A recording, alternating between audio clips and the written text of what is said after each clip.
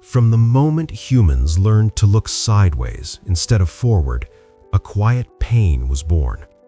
It did not scream, it did not bleed, but it followed people through every age, every kingdom, every lifetime.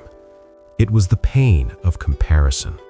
In an old stone kingdom surrounded by hills and slow-moving rivers, people believed a man's worth could be measured by what others said about him. Songs were written for warriors, gold followed merchants, scholars were remembered in books, and everyone else learned to live quietly in the shadow of those names. In the lower quarter of the city, near the outer wall, where the smoke from furnaces never fully cleared, lived a young blacksmith named Aaron. Aaron worked harder than most men his age. His hands were scarred, his arms strong, his back always tired. He woke before dawn and slept long after the fires died down. Yet no matter how much effort he poured into his work, his heart never felt at rest. Because Aaron had a habit that poisoned every good thing he did. He compared himself to everyone.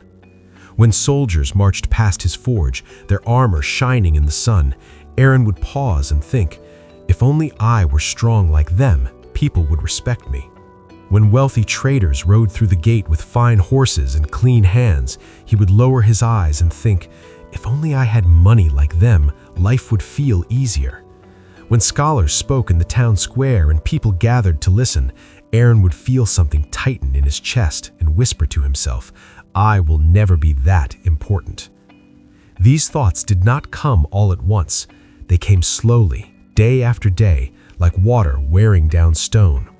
At first, Aaron told himself he was only being realistic, but over time, realism turned into bitterness, and bitterness turned into quiet shame. He still worked, he still tried, but joy slowly left his hands.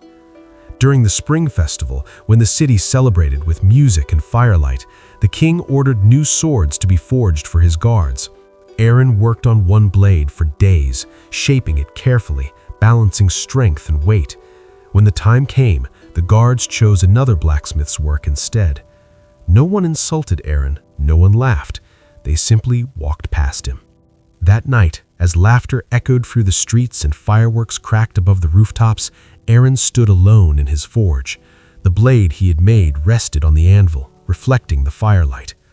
No matter how hard I try, he thought, someone will always be better. His grip tightened.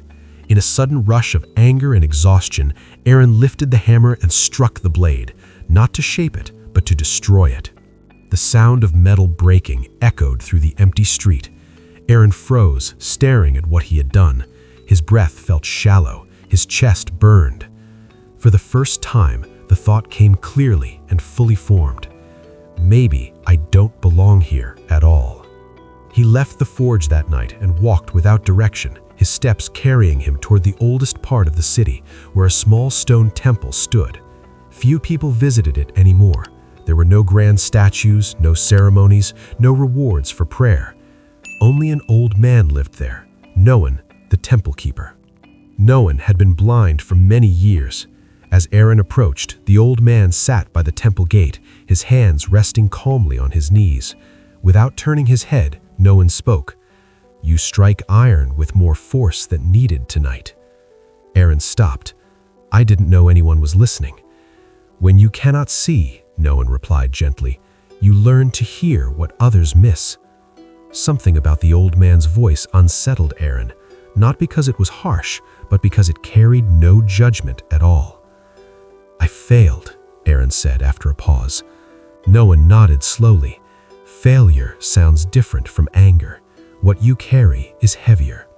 Aaron hesitated, then the words spilled out, about the soldiers, the merchants, the scholars, the way he felt smaller every day. I work harder than most, Aaron said quietly, but when I look around, it's never enough. No matter what I do, someone else shines brighter. Noan remained silent for a long moment.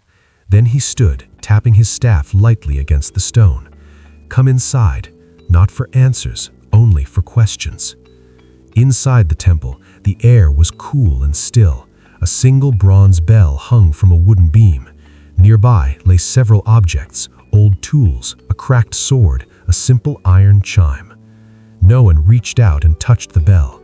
"Do you know why this bell exists?" "To make sound," Aaron answered. "And this sword?" Noan asked, brushing his fingers along the dull blade. "To cut."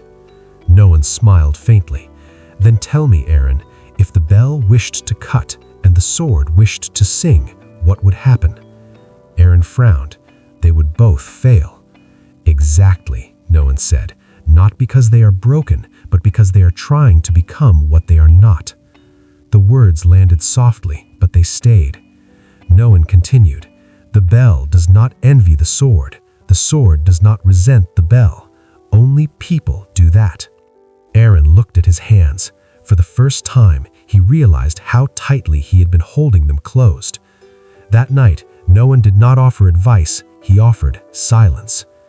Aaron returned to his forge and worked without trying to impress anyone. He made simple tools, hinges, nails, farming blades. No one praised him, no one noticed, and slowly something changed. The work felt lighter. Days turned into months. Farmers began to return asking specifically for Aaron's tools. They lasted longer, they fit better, they did not break.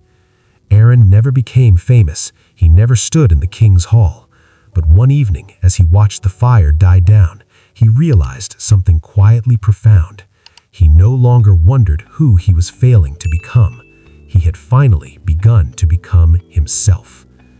Years later, a young apprentice once asked him, "How did you succeed when so many others chase greatness?" Aaron smiled and answered, "I stopped chasing other people's paths." Because the moon does not compete with the sun, night does not apologize for being dark, and a man does not need to shine like others to be whole. If this story made you reflect even a little, leave a comment below and share what part stayed with you. Like the video if you felt the message, and subscribe to the channel for more stories that remind us who we are, one quiet truth at a time.